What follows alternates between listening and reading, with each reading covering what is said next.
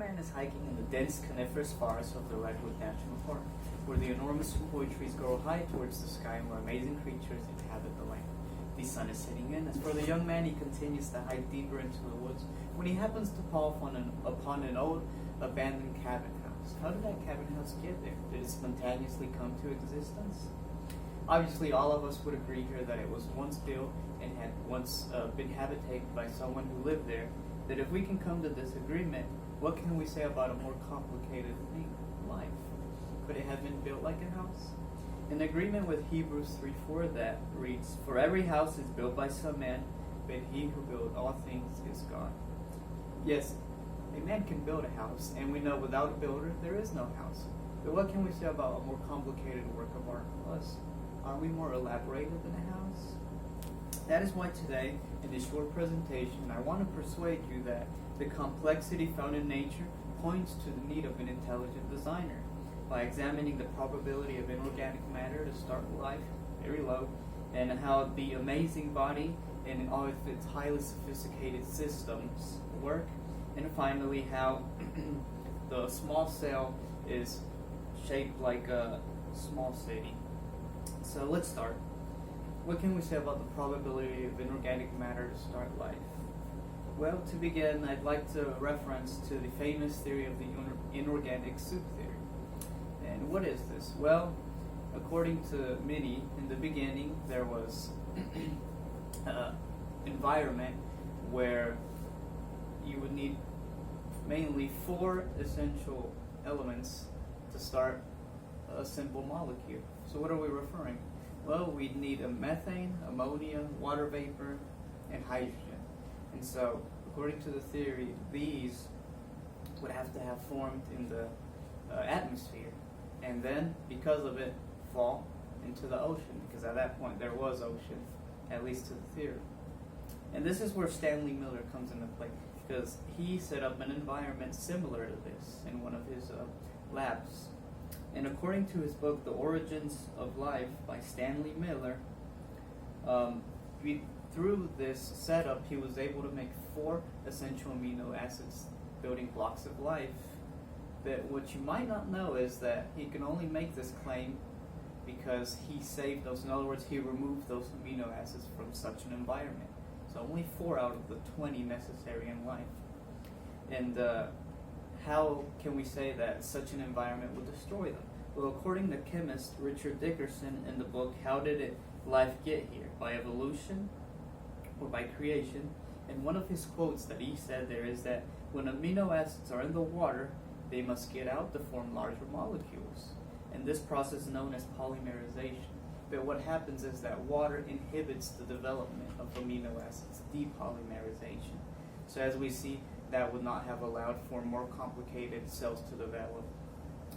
Now, what is this chance of amino acids being formed?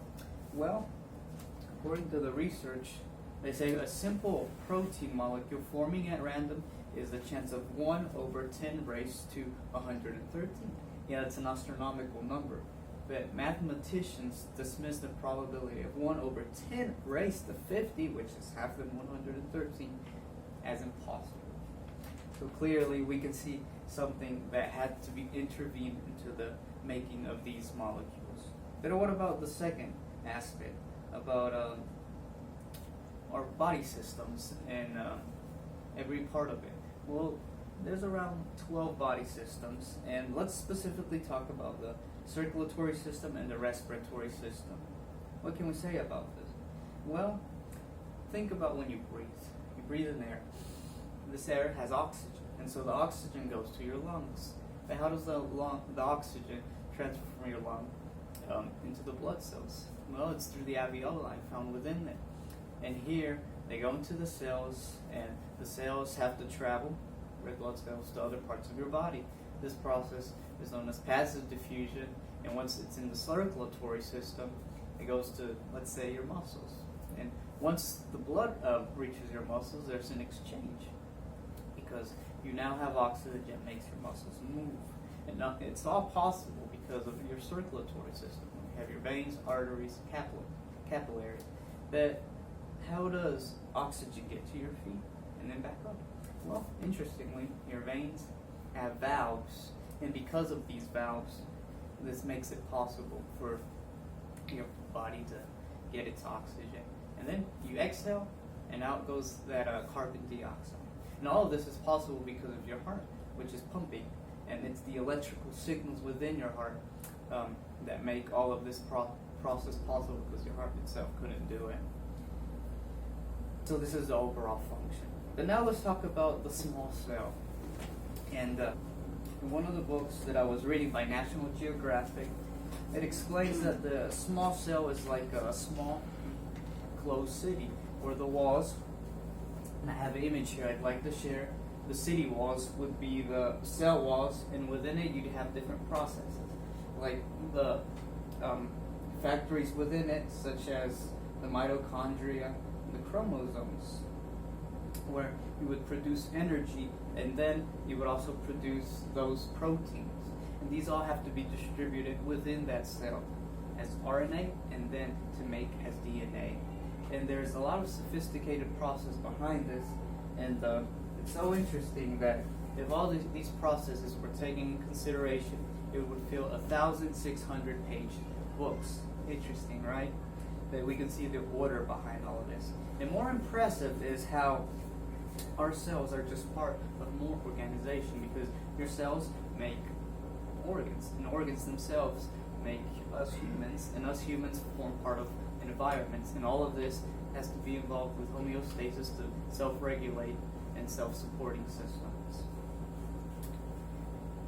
So I hope with a short presentation I can help you think about three main things we talked about: the low probability of inorganic matter to start life, the impressive human body and all of its systems, and finally the small cell, and how all of this points to the need of an intelligent designer, and how you have to really consider deeply how all of these all together make us as humans and life in general.